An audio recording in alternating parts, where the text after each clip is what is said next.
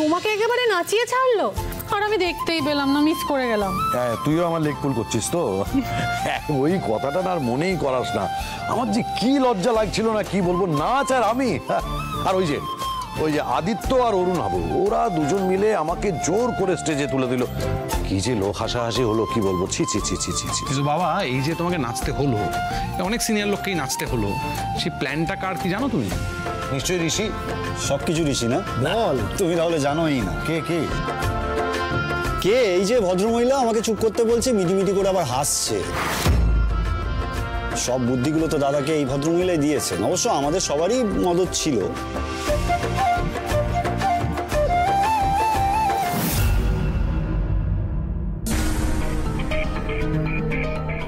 অসহ্য লাগছে, জাস্ট অসহ্য লাগছে আমার। এত কাণ্ড করে এত ভালোভাবে প্ল্যান করলাম, আর পুরো প্ল্যানটাতে এই বস্তির মহিলাটা জল ঢেলে দিল। ননসেন্স।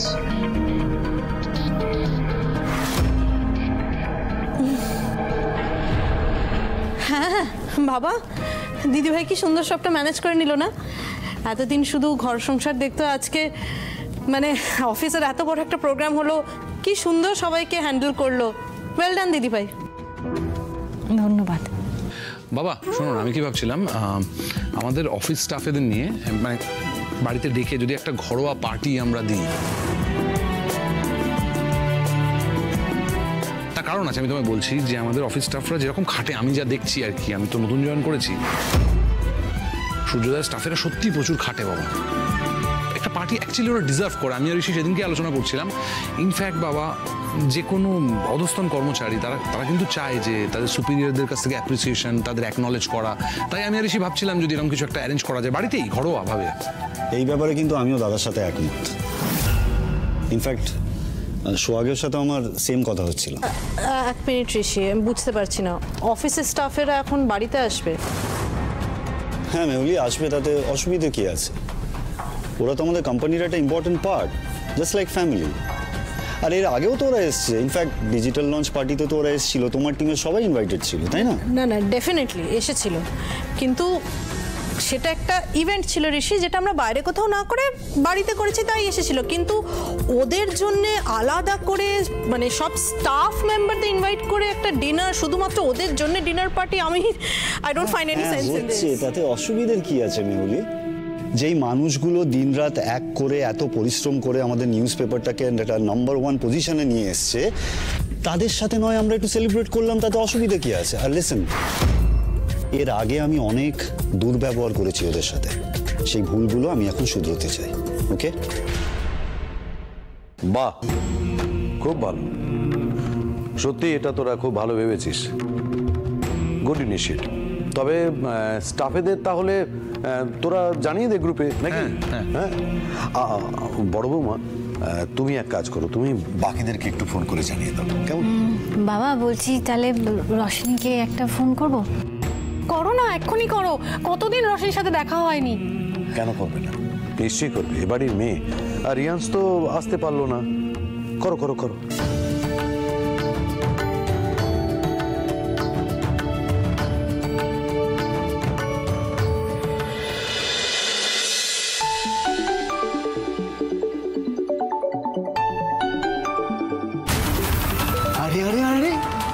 দেখো কি ফোন করেছে, তোমার আদরের বৌদি ভাই।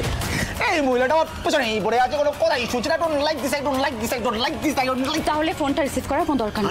আরে না বেবি, কি বলছো? ফোনটা রিসিভ করতে হবে তো। তুমি আমার বৌদি ভাইয়ের গলা শুনে ইমোশনাল হয়ে পড়ো না প্লিজ। যেমন অ্যাক্টিংটা চালিয়ে যাচ্ছ, চালিয়ে যাও। ওকে, ধরো ফোনটা, ধরো।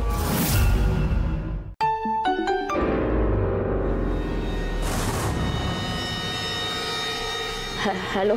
কি রে রশনি, কি করছিলিস? এত দেরিতে ফোনটা ধরলি? ডিনার করছিলাম, ডিনার রেডি করছিলাম। বলো তুমি, কি কাজ আছে বলো। কাজ? তোর আবার কি কাজ? বলছি শোন না, কালকে এই বাড়িতে একটা অনুষ্ঠান হবে, ছোট করেই। তুই আর রিয়াস চলে আসিস, এখানে খাওয়া দাওয়া হবে, সবাই মিলে খুব আনন্দ করব। আর ওই বাবা অফিসের কয়েকজনকে ডাকছেন, হ্যাঁ, আর তার সাথে তো আমরা বাড়ির কয়েকজন। ভালো আনন্দ হবে, মজা হবে, তুই চলে আয়। বৌদি ভাই আমি যেতে পারবো না, আমার কাজ আছে। রোশনি, তোর কি কাজ? তোমাকে এত কথা বলতে গেলে বৌদি ভাই আমার রান্নাটা পুড়ে যাবে, আমি রাখি এখন। আরে আরে আরে আরে বৌদি ভাই, তোমার ননদিনী হচ্ছে রিয়েল রাই বাঘিনী। আসলে খুব গরম পড়েছে তো বৌদি ভাই, তাই রান্না করতে করতে মাথাটা তেতে উঠেছে। প্লিজ কিছু মনে করো না। হ্যাঁ মা, বলছি তুমি আর রোশনি চলে এসো এই বাড়িতে। বাবা বলেছেন তোমাদের দুজনকেই এখানে আসতে, খাওয়া দাওয়া হবে, সবাই থাকবে, আনন্দ করবে। চলে এসো রোশনিকে নিয়ে, কেমন? আরে আরে আরে, এটা কোনো বলার কথা বৌদি ভাই? ডেফিনেটলি যাবো আমরা। বৌদি ভাই তো সিক্রেট হোক। আমি এখন রাখছি, পরে কথা হবে। চলে এসো কিন্তু। হ্যাঁ, তোমার ইচ্ছা থাকলে তুমি যেও, কিন্তু আমি যাব না। ইমা কেন তুমি যাবে না? বললাম তো রিয়াংশ, আমি যাব না। তোমার ঘাড়ও যাবে। তুমি যদি মনে করে থাকো আমি সারা জীবন তোমার কথায় উঠবো আর বসবো, তুমি ভুল ভাবছো রিয়াংশ। আমি সেরকম মেয়ে নই। আমি যাব না মানে কালকে যাব না। রিয়াংশ, রিয়াংশ, কেমন লাগছে বল? কেমন লাগছে?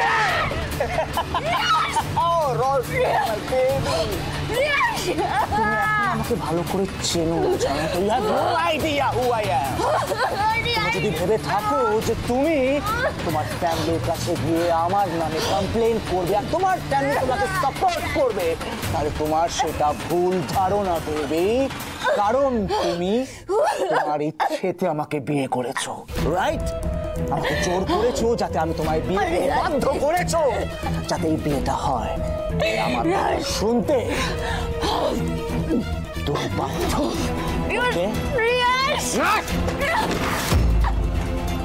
My dream is to fly.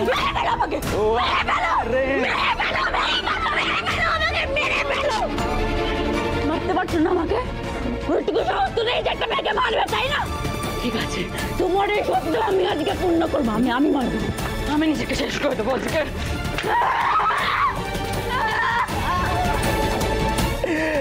Roshni, তুমি যদি এমনি মরে যাও তাহলে তো আমার কোনো লাভ নেই, তাই না?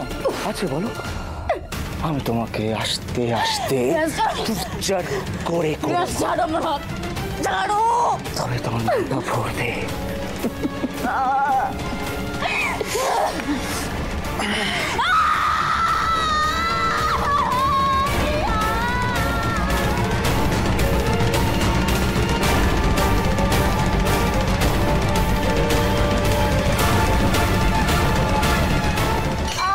শোনো, ভালো করে কথাটা শোনো। এই মেয়ে 4 আনার সাহস নেই, আর মেয়ে বলছে নাকি দেখাচ্ছে। শোনো, তুমি যদি সুসাইড করতে চাও করে ফেলো, কিন্তু জানো তারপর আমি কি করব? তুমি জানো? তোমার ফ্যামিলি মেম্বারের প্রত্যেকটা খুলি করে উড়িয়ে দেবো। কি হলো শোনো, চুপ হয়ে গেলে কেন? বেটার তুমি আর লক্ষ্মী শোনার মতন আমার কথাটা শুনে চল। আরে বাবা, আমার প্লিজ এতদিন বাদে বাড়িতে ফিরেছে, সেলিব্রেট করবো না? Got it? আচ্ছা শোনো শোনো শোনো, ওখানে গিয়ে যদি আবার কোনো ন্যাকামি করেছো, তুমি জানো কি হবে? Good girl.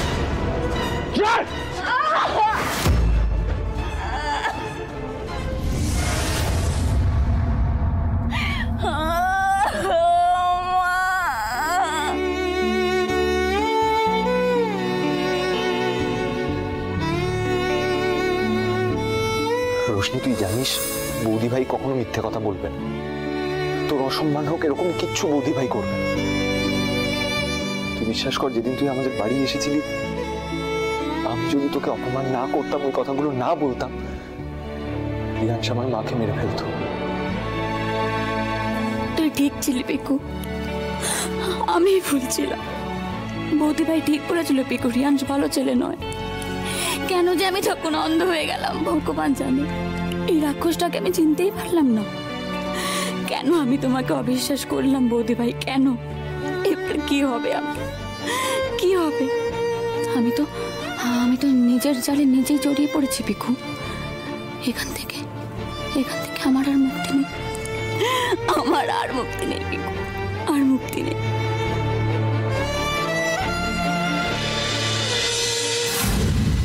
এত টাকা সরকারি অ্যাডভার্টাইজমেন্টের কন্ট্রাক্ট তুমি ওই সূর্যোদয়কে পাইয়ে দিলে কেন? এমনি আমাদের কাগজের কোনো রেভিনিউ নেই, প্লাস ওই মেহুলি ওই মহিলা যাতে জেলে পচে মরে সব ব্যবস্থা আমরা করলাম, আর ওই বিরক্তিকর আলো সবটা ভেস্তে দিল, সবটা। হাসছো? হোয়াটস সো ফানি? শোন বেটা, শোন, এত রাগ করিস না, শোন না আমার সাথে, চল শোন। বলছি ওই মেহুলির সঙ্গে না আলোর সম্পর্কটা একেবারে সাপে নেউলের মতো, বুঝতে পারলি? এখন আলো মেহুলির পাশে দাঁড়াচ্ছে ঠিকই, কিন্তু এটা বেশি দিন থাকবে না। হ্যাঁ, আর এদিকে ঋষিও তো অলরেডি তোর প্রেমে একেবারে হাবুডুবু খাচ্ছে। তাই এই সুযোগটা কিন্তু আমাদের কাজে লাগাতে হবে, বুঝতে পারলি? তাই ইমিডিয়েটলি তোকে ছুঁচ হয়ে ঢুকে ফাল হয়ে বেরোতে হবে। ঠিক আছে, তাহলে সব সেট, আমি ওপরে গেলাম।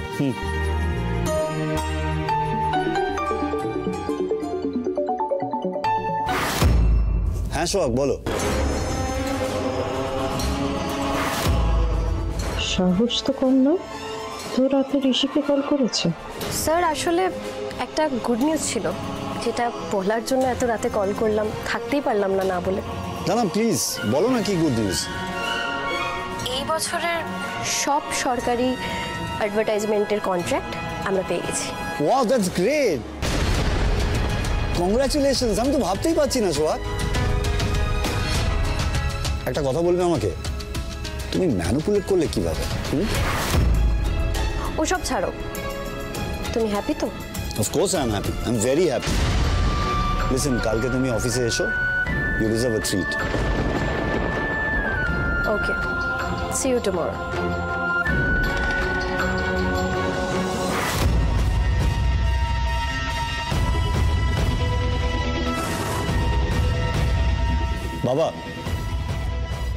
বাবা, there is a good news. এই ফিনান্সিয়াল ইয়ারে সমস্ত সরকারি বিজ্ঞাপনের কন্ট্রাক্টগুলো আমরা পেয়ে গেছি। Well done. বলিস কি, তো অনেক টাকার অ্যাড? হ্যাঁ রে দাদা, আর এই পুরো ব্যাপারটা কিন্তু পসিবল হয়েছে একমাত্র সোহাগের জন্য। আমি তো ভাবতেই পারছি না এইটুকু সময়ের মধ্যে এই মেয়েটি এত বড় একটা ডিল ক্র্যাক করলো। হ্যাঁ রে, আমারও মেয়েটাকে খুব ভালো লেগেছে, আর তুহিনও খুব প্রশংসা করছিল। হ্যাঁ, প্রশংসা করার মতোই তো কাজ, মেয়েটাকে সত্যিই অ্যাপ্রিসিয়েট করতে হয়। দেখ, আমরা গত মাসে যে লসটা করেছিলাম না, আমার মনে হয় এই বিজ্ঞাপন থেকে না আমরা সেটা কভার আপ করতে পারবো। কি? হ্যাঁ, একটা কথা তাহলে তো বলতে হবে, সিলেক্টটা করেছে ঋষির তাহলে চোখ আছে। ভালোই হলো, কালকে তাহলে আমরা ডবল আনন্দ করব। একদম। কোন মেয়ে ফোন করছে ঋষিকে? বাবা, দেখছি বাড়ির সবাই মনও জয় করে নিয়েছে। দুদিন হলো কি হলো না, যাক কাল আসুক, কালকে তো দেখবই কে এমন মেয়ে।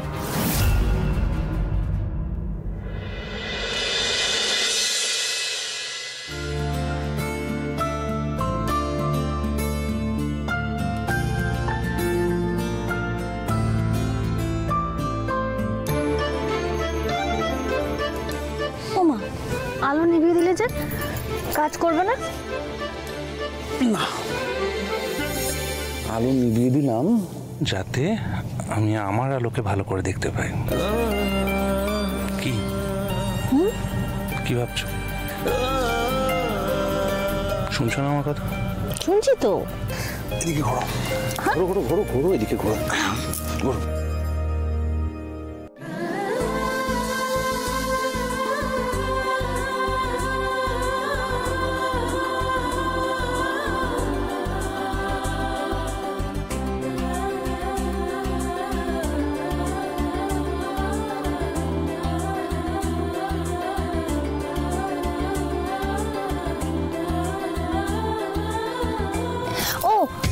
বলছি যে ধরো ওই ইলিশ মাছের পাতুরি, না দই ইলিশ হবে, তারপর পাতুরি হবে, চিংড়ি মাছের মালাইকারি, আর ওদিকে আনারসের চাটনি।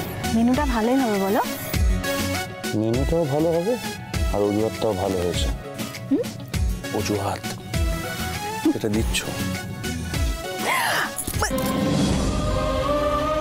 কি না, তুমি আমার কথাটা শোনো না। রান্না বান্নার কথা আছে, সেটা আমাকে বলতে হবে, তোমাকে শুনতে হবে। দূর বাবা, এই জন্য ভালো লাগে না জানো তো। এই রাত্রিবেলা নিজের বউয়ের একটু কাছাকাছি আসবো তা না, কোথায় চিংড়ির মালাইকারি, কোথায় ইলিশ মাছ, কোথায় পোস্ত, কোথায় ডাল বাটি। এই জন্য না ওই হানিমুনেই ভালো ছিল। হানিমুনে এই সমস্ত ফিশ ফ্রাই, মাছের চপ, ডিমের ডেভিল, এগুলো আমাদের সম্পর্কের মাঝখানে আসছিল না। ওখানেই ছিলাম, ভালো ছিলাম, আনন্দে ছিলাম, অন্তত একটু কাছাকাছি যেতে পারতাম।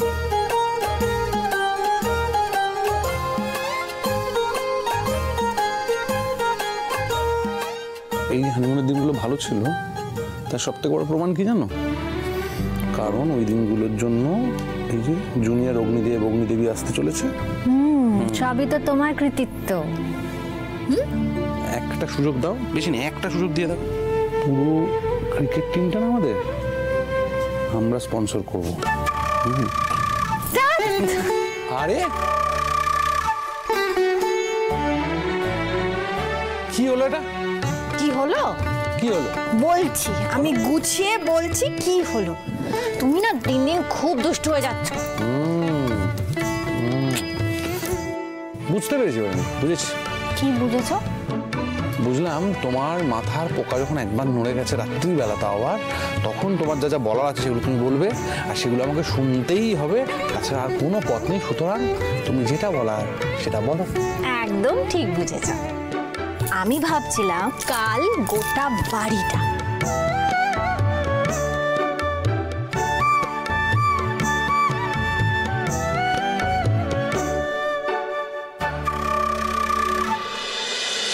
না না, আমি আপনার কথাটা ঠিক বুঝতে পারলাম না। চাকরিটা হলো না মানে, না যখন ইন্টারভিউ দিলাম তারপরে তো বললেন যে খুব ভালো ইন্টারভিউ হয়েছে, আপনার চাকরি কনফার্ম। না না না, আমি বুঝতে পারছি না। হ্যাঁ হ্যাঁ হ্যাঁ হ্যাঁ, আচ্ছা আচ্ছা আচ্ছা আচ্ছা, বুঝতে পেরেছি, বুঝেছি। হ্যাঁ হ্যাঁ, বুঝতে পেরেছি। বলছি তো, আপনি যা বলছেন আমি আমার কাছে পুরো ব্যাপারটাই ক্লিয়ার। না না, এটা আপনারা কি কারণে করেন? পুরো গট আপ, তাই তো? হ্যাঁ হ্যাঁ হ্যাঁ হ্যাঁ, বুঝতে পেরেছি। ফালতু বাইরে বিজ্ঞাপন টানিয়ে রাখেন। হ্যাঁ, বিজ্ঞাপন টানিয়ে রাখেন, তারপরে আমরা ইন্টারভিউ দিতে চাই, লোকের পিঠ চাপড়ে দিয়ে তারপর নিজেদের কাকা মামা জ্যাঠা যারা চেনা আছে তাদেরকে চাকরি দিয়ে দেন। এটা তো বুঝতে পেরেছি। হ্যাঁ হ্যাঁ হ্যাঁ হ্যাঁ, যা বলছি একদম ঠিক কথা বলছি। আমি জানতে চাইছি যে আপনারা এটা করেন কেন? ইন্টারভিউ দেওয়ার নামে ভ্যাকেন্সি আছে বলে টানিয়ে দেন। চলো, হ্যাঁ ভ্যাকেন্সি আছে বলে টানিয়ে দেন, তারপর আমরা যারা কষ্ট করে বেকাররা ইন্টারভিউ দিতে যাই সেখানে গিয়ে ঝামেলা করেন, ইন্টারভিউ নেন, তারপরে যারা চেনা জানা আছে তাদেরকে নিয়ে দেন। এগুলো কি কারণে করেন? কাটমানি? হ্যাঁ, কাটমানি তো কি আমি ফালতু কথা বলছি? তো বেশ করেছি বলেছি, 1000বার বলবো। হ্যাঁ, 420, হ্যাঁ 420, আপনারা 420 রাখুন। আমি কি তোমাকে ঠিক করে বোঝাতে পারলাম? দারুণ বোঝাতে পেরেছি, আমি সব বুঝেছি। তোমার যা যা প্ল্যান সব কটা হবে। আর তুমি যে মেনুটা বললে সেটা কোনো ভালো ক্যাটারারকে বলে দেবো। বাইরের লোক কেন রান্না করবে? আমি রান্না করব। একদম তুমি রান্না করবে না। তোমার শরীরের এই অবস্থায় তুমি আগুনের কাছে যাবে না, কোনো রকম ধকল তুমি নেবে না। আমি কোনো কথা শুনবো না। আলো দীর্ঘ নিঃশ্বাস ফেলে মাথা নিচু করে এক্ষুনি বলবে, না অগ্নিদেব আমি করতে চাই। আমি করতে দেবো না। তুমি কোনো রকম শারীরিক ধকল নেবে না। আলো বেশ, ঠিক আছে, শেষ পাতের মিষ্টিটা আমি করব। কি মিষ্টি শুনে? পিঠে। আমি জানতাম কোনো পিঠে কিচ্ছু বানানো হবে না। আলো তুমি কিছু বানাবে না, তুমি কোনো রকম ধকলই নেবে না। আমি বললাম তো, এই চাপটা তুমি নেবে না। আমি পিঠে কেন বানাতে পারবো না? মানে তুমি সারাদিন ধরে পিঠে বানাবে প্রথমে, হ্যাঁ ঠিক, তারপরে লোকজন দিয়ে আসবে, তাদের অতিথি আপ্যায়ন করতে তুমি চলে যাবে। হ্যাঁ, মানে আমি তো বানের জলে ভেসেছি না, আমার জন্য তো কোনো সময় নেই। বাড়িতে একটা অনুষ্ঠান হবে, কিন্তু তুমি আমায় একটু সময় দেবে না, তাই না? এই দেখছে তো। কি দেখছে? যে আসতে চলেছে।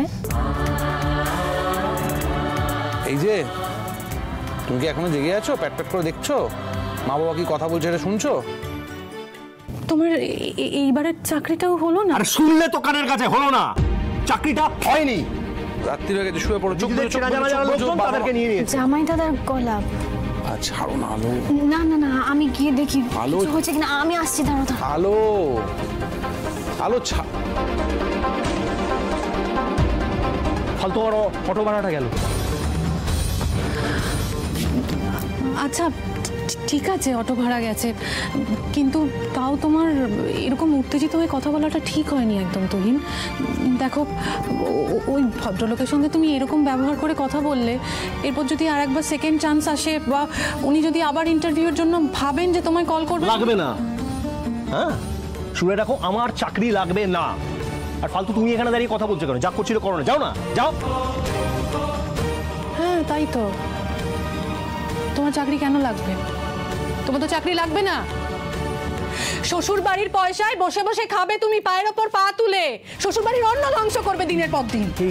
চাকরি লাগবে না। তুমি আমাকে আবার ভাতের কোটা দিলে? রাইমা,